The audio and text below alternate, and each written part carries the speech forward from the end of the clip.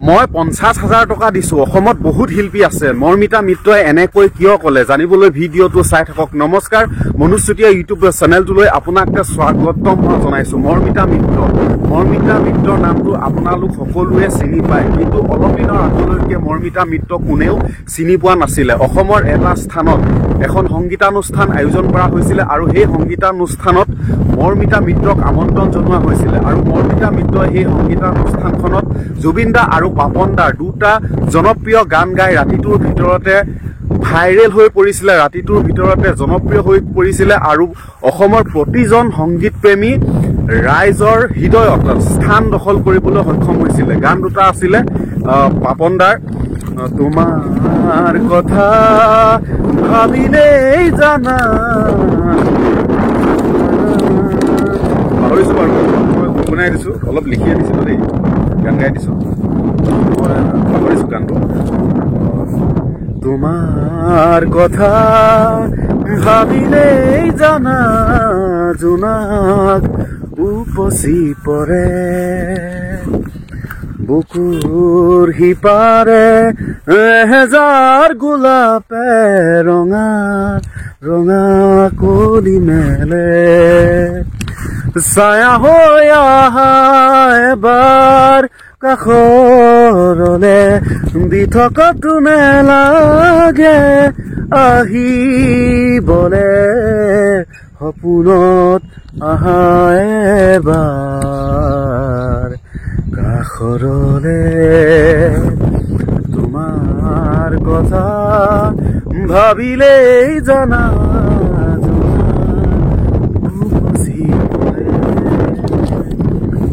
অকণমান গুণগুণাই দিলো। আৰু জুবিন দাৰ গানটো আছিলে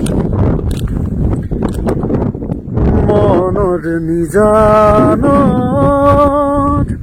জোনাক আছিলে, তোমাৰ মৰমৰ সুবাসনি লৈ হঠাতে শুকালে পোহৰ,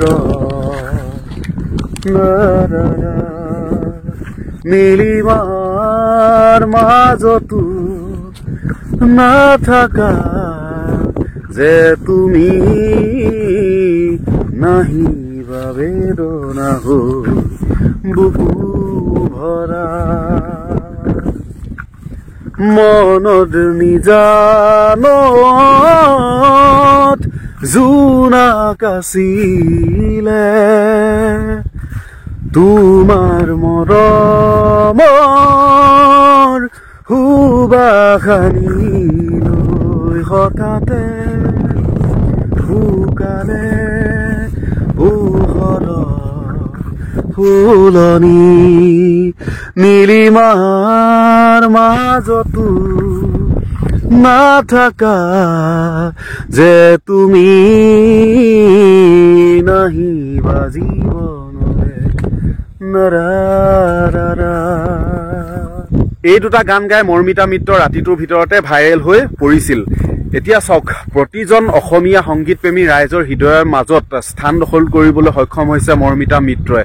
মৰ্মিতা মিত্ৰৰ কণ্ঠটো সঁচাকৈ বহুত বেছি মিঠা হয়, বহুত বেছি আচলতে সুন্দৰ হয়, শুনিও বহুত বেছি ভাল লাগে। এতিয়া মৰ্মিতা মিত্ৰই অসমীয়া 2-3টা গানো উলিয়াই আছে অফিচিয়েল চং, চ' ভাল লাগিছে সেইটো কথা জানি শুনি। মৰ্মিতা মিত্ৰক এতিয়া অসমৰ প্ৰায় সংগীতানুষ্ঠানলৈ আমন্ত্ৰণ জনোৱা হয় আৰু মৰ্মিতা মিত্ৰৰ যিমান সংগীতানুষ্ঠান চাইছো প্ৰত্যেকটো সংগীতানুষ্ঠানতে জুবিন দাৰ গান 4-5টা থাকিবই। মানে মৰ্মিতা মিত্ৰই জুবিন দাৰ গান 4-5টালৈকে গাবই, মানে শুনি বহুত বেছিয়ে ভাল লাগে। তাকে দেখি এতিয়া একাংশই সমালোচনা কৰা দেখিবলৈ পোৱা গৈছে।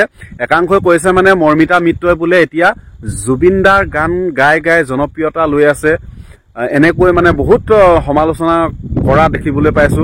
আৰু এটা কথা, মৰ্মিতা মিত্ৰৰ কালি এটা সংগীতানুষ্ঠান আছিলে, কোন ঠাইত আছিলে মই ঠাইখনৰ নামটো পাহৰিছো।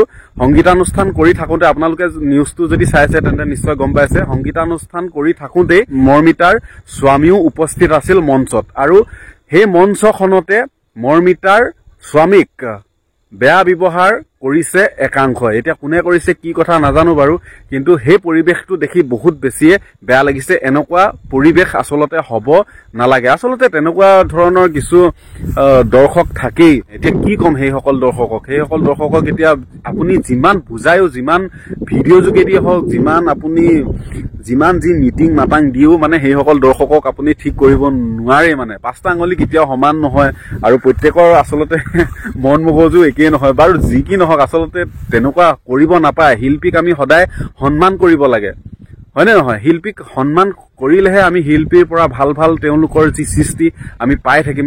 গতিকে এনেকুৱা ধৰণৰ পৰিৱেশে আচলতে হ'ব নালাগিছিল বাৰু। দেখি আচলতে বেয়া লাগিছে এনেকুৱা ধৰণৰ পৰিৱেশবিলাক। বাৰু যি কি নহওক, আৰু অনাগত দিনত এনেকুৱা ধৰণৰ পৰিৱেশৰ সৃষ্টি নহওক তাকে কামনা কৰিছো। মৰ্মিতা মিত্ৰক লৈ একাংশই কেনেধৰণে সমালোচনা কৰিছে যে মৰ্মিতা মিত্ৰই জুবিনদাৰ গান গাই জনপ্ৰিয়তা লৈ আছে আৰু লুটি আছে, এনেকুৱা ধৰণৰ কিছুমান মানে মন্তব্য আমি দেখিবলৈ পাইছো ছচিয়েল মিডিয়াত। চাওক, এজন শিল্পীয়ে আন এজন শিল্পীৰ গান পৰিৱেশন কৰিব পাৰে, সেইটো ভাল কথাহে। আৰু মৰ্মিতা মিত্ৰ পশ্চিমবংগৰ জীয়ৰী আৰু আমাৰ অসমৰ বোৱাৰী, হয়নে নহয়? খুব ধুনীয়া ধুনীয়া গান গায় আৰু ৰাইজে কিয় আদৰি লৈছে? ভাল কণ্ঠ, তেওঁ এগৰাকী ভাল কণ্ঠৰ অধিকাৰী হয়। সেইকাৰণেহে ৰাইজে তেওঁৰ গানবিলাক শুনি ভাল পায়, তেওঁক আদৰি লৈছে। গতিকে শিল্পী হয়, এজন শিল্পীক আমি সদায় সন্মান কৰিব লাগে। এতিয়া চাওক, ভিডিঅ'টোৰ আৰম্ভণিতে মই আপোনালোকক কৈছিলো মই 50,000 টকা দিছো। অসমত বহুত শিল্পী আছে, মৰ্মিতা মিত্ৰই এনেকৈ কিয়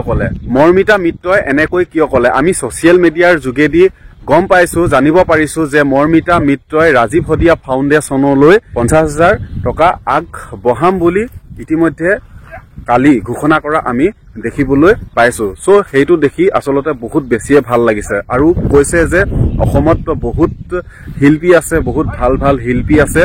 গতিকে প্ৰত্যেকজন শিল্পীয়ে তেনেকৈ চিন্তা কৰাটো উচিত আৰু পাৰিলে সকলোৱে এনেকৈ আগবঢ়াব লাগে বুলি কৈছে ৰাজীৱ হদিয়া ফাউণ্ডেশ্যনলৈ। আৰু যিমানটো পাৰিছে আচলতে মৰ্মিতা মিত্ৰই দিবলৈ চেষ্টা কৰিছে। সকলোৱে, যিমান শিল্পী আছে সকলোৱে শিল্পীৰ কাৰণে চিন্তা কৰিব লাগে বুলি এনেকৈ ক'লে মৰ্মিতা মিত্ৰই। তো সেইটো দেখি মোৰ বহুত বেছিয়ে ভাল লাগিছে। আচলতে মৰ্মিতা মিত্ৰই এনেকৈ যে চিন্তা কৰিছে ৰাজীৱ হদিয়া ককাইদেউ ফাউণ্ডেশ্যনলৈ 50,000 টকা যে আগবঢ়াইছে, বহুত বেছি ভাল লাগিছে।